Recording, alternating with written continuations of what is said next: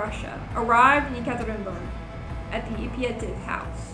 The first to arrive were Tsar Nicholas II, his wife Alexandra, and one of their daughters, Maria.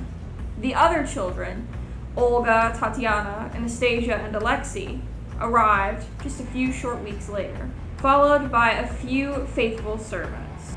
The Ipatiev house where they were moved would be their last resting place on this earth, as a few months later, the last imperial family of Russia would be killed. Or would they? Since their death, rumors swirled around about the surviving member of the immediate imperial family, one of the children, perhaps Anastasia, perhaps Alexei, or maybe even Maria. Such conspiracies has spawned some spectacular things, like the movie Anastasia, which is one of my favorite animated movies of all time, but it has also inspired many con artists who claimed to be the surviving Romanov family member. Did one of the Romanov family members actually survive the slaughter at the Ipatiev house in 1918? Let's find out.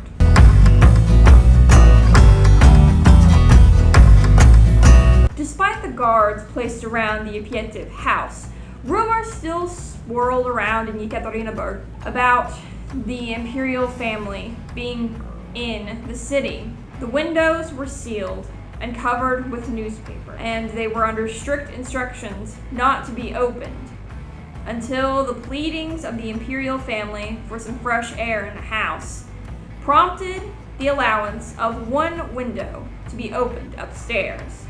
Of course, this meant that more guards would have to be added to the already numerous number. These guards were mostly conscripts, untrained civilians who didn't know how to handle the weapons they were given. This will be important later on. Sadly, during these months, the health of the Tsar and the Tsarina began to deteriorate. This was all the more noticeable in Alexandra, who was often confined to bed under fits of migraines. She was also experiencing horrible sciatic pain, and this would confine her to a wheelchair when the family would go out for the few moments of exercise that they were granted. The Tsarevich, Alexei, who had always suffered from hemophilia, became especially sick during this time and was often bedridden. Unfortunately, this all took a turn in July of that year. On the 5th of July, Commandant ND was relieved from his duty because of the relaxed environment that he allowed in the Ipatiev house, and was replaced by a man called Yakov Yurovsky. Yurovsky imposed draconian methods that were harsh and took away the few comforts that the Romanovs had. This led to the now dethroned Tsar to nickname him the Dark Gentleman. Now, as early as July 5th, rumors about the deaths of the Romanovs began to swirl, although no one really paid attention to them. You see, World War I was still going on during this time, and it was easier to focus on the hopeful victory of the Allied forces than a few members of a royal family that were dethroned in a revolution. On the 17th of July, the approaching White Army, and the White Army were a group of people who were loyal to the imperial throne, prompted action on the part of Yurovsky. That morning, he ordered the Romanovs awake and had them get dressed. They were told that they would be led down the basement for safety purposes. Gathered in the basement, Yurovsky, who had a career as a professional photographer, had the Romanovs line up as if he was going to take their picture. Yurovsky pulled out a slip of paper and read from it. For the bloody crimes that the Tsar had committed against the people of Russia, he, his family, and the few servants that were with them were condemned to die by gunfire. The reason why the execution was not clean was, one, the fact that a lot of guards had been drinking that night, and none of them were properly trained with the weapons that they were given. It was also due to the fact that the Grand Duchesses, the daughters of the Tsar and Tsarina, and the Tsarina herself, had sewed jewels under their clothes, and this almost acted as a sort of bulletproof armor. And so further measures were taken to ensure their deaths. After the event in the Pietiev house basement, the now deceased imperial family and their servants were driven out in a meadow outside of Yekaterinburg, and they were buried in a mine shaft. However, there were a lot of problems with this. One, the water at the bottom of the mine was not enough to cover the bodies. The mine itself was way too shallow. And even though Yurovsky's men sprinkled acid on top of the corpses in order to get them to dissolve, it just wasn't working. So, in an effort to get the mine to collapse, Yurovsky's men threw a couple grenades, but the mine held. Yurovsky and his men found a marsh-like meadow nearby. They dug some shallow graves and set the bodies on fire in hopes of cremating them. In one shallow grave, he put the Tsar, Alexandra, the Tsarina, a few of the children, and the servants that had accompanied them. In another, he buried 2 other children. This was in hopes to confuse anyone who might come looking for the imperial family's bodies later on, which turns out was a pretty smart idea.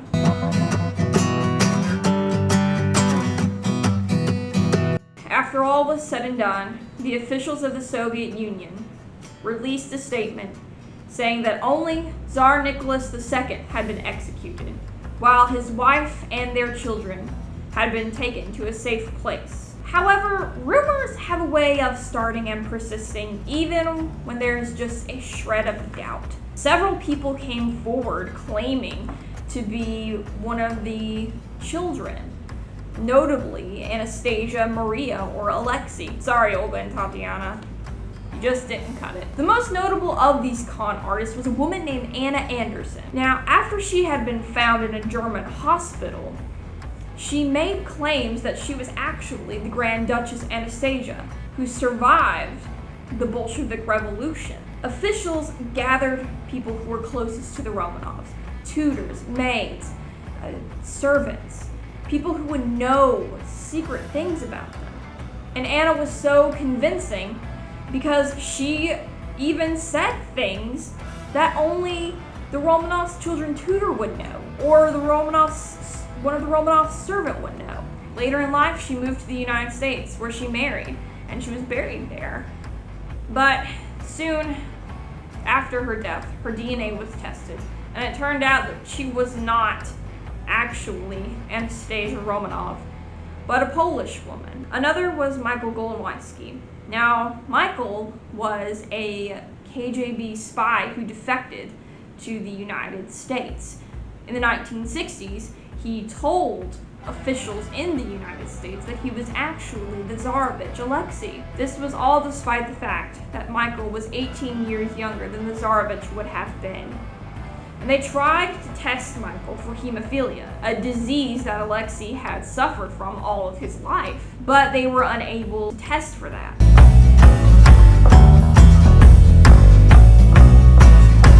But I am kind of happy to say that this mystery in history has been solved, and the conspiracies have been disproven. In the 1970s, a local geologist named Alexander Avdevin and a filmmaker named Geli Rayadev conducted a secret excavation of the land where the Romanovs were buried, and this was after they gathered a lot of information. In this secret excavation, they found 3 skulls and several bone fragments, but they didn't publish their findings until the fall of the Soviet Union in 1991. Once these findings were published, several doctors were called in to conduct DNA testing on the bone fragments in order to identify if these were really the Romanovs or not. The first round of testing was to establish a familial connection between the remains. They were able to find a father, his wife, and 3 daughters,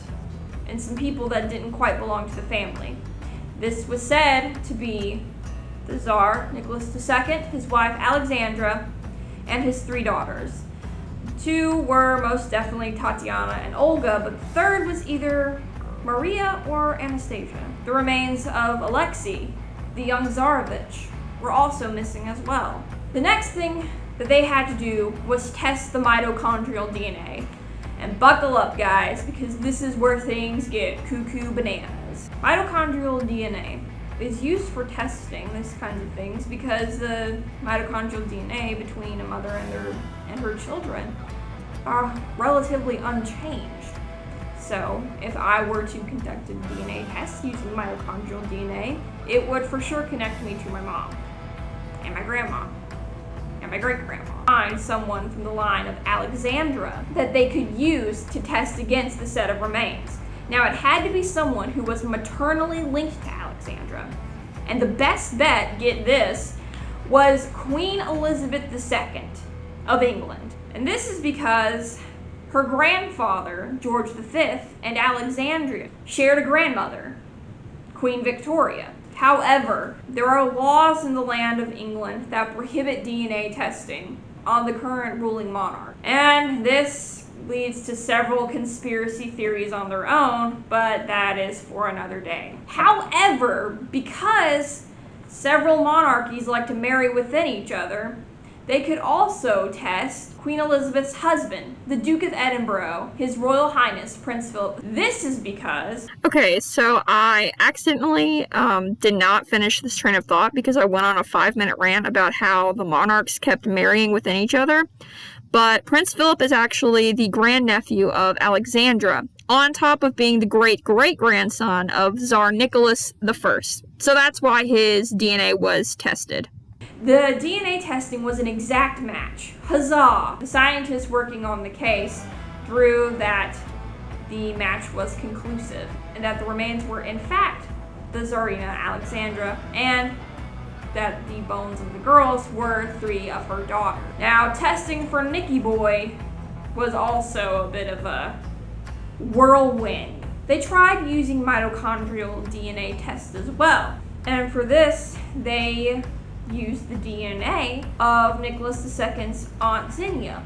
Problem was that at the time there was a rare genetic mutation in Xenia's DNA, heteroplasmy.